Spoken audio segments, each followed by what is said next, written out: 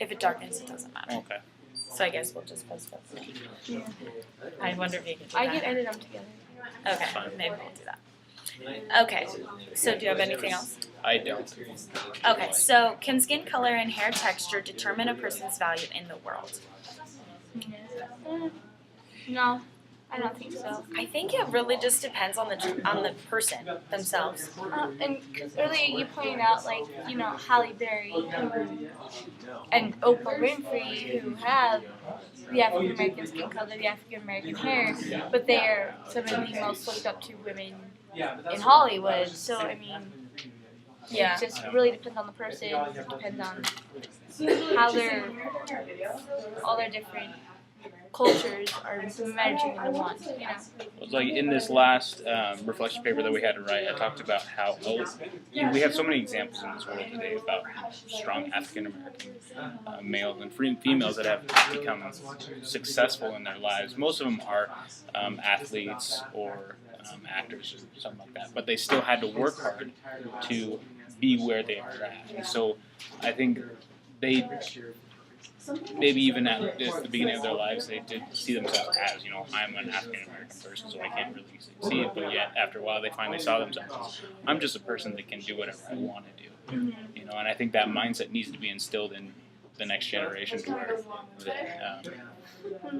they're not looked at as just black, so they can't succeed. And last class period, he mentioned like it being something that has to change over generation, and it's not going to happen overnight.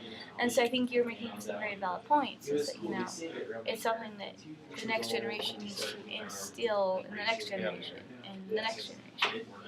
Yeah, and so I think that skin color and hair texture can determine a person's value in the world, but I also think it correlates with how they view themselves and their internal perspective of their outward appearance. Mm-hmm. I think that has a huge factor into if it really does play a part in their life and in their progression in the world. Because if you have low self-esteem, you're not going to try and achieve the impossible or go for things that are hard or, you know, to have the ability to overcome the obstacles that I think a lot of different races, including whites, have to face in the world. Mm-hmm. So. Yep. And But something Keeps going back. Okay. something that was talked about when we were talking about before, and how these people in the video knew their culture, knew where they came from, knew their heritage, so that they finally see where they are from and where they have come. So that, I think, instills a lot of value within a person's self-worth, where, you know what, my ancestors have come this far to where I'm this person here, I'm free, I can do whatever I want to do, I can do it because they did it. I think that helps a lot with how they feel about themselves, how they try and further their life even better, where their kids have a lot more freedom, have a lot more And what's interesting is if we go and start talking about the quiz, it's crazy to think that, you know, we're all talking about how our heritage this, our heritage that, but the truth is we all come from the same place. Everything shows that the DNA variations in humans comes straight from African Americans, which means that we all came from the very same thing. We all have so many similarities down to the very DNA inside of us. So I think it's crazy that we look at ourselves on the outside and we look at the differences that has taken place over a couple of thousand years and we think that we're completely different people. But the truth is that we're all the same. We all came from the same place and we all have the same heritage. And especially if you want to take it from a religious point where we're all Heavenly Father's children, we all have the divine potential of becoming just like our Heavenly Father. So, I mean, you know, this goes back to the whole thing where we are all from one place. We just need to remember that and treat each other that way. And that's why I really like those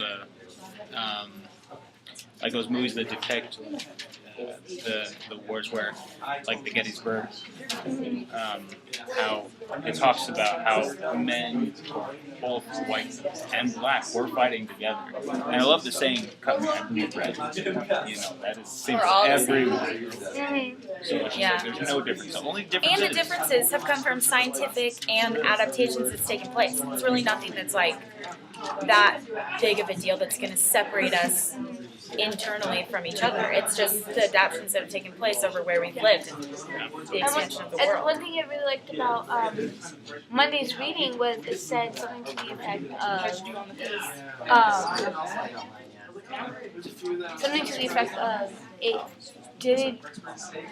it doesn't have anything to do with, and the quiz said this as well, it doesn't have anything to do with genetics and the color of your skin. It is all strictly like the amount of ultraviolet rays exposures and the mutations of your DNA that causes that, or uncauses melanin in your skin to be that color.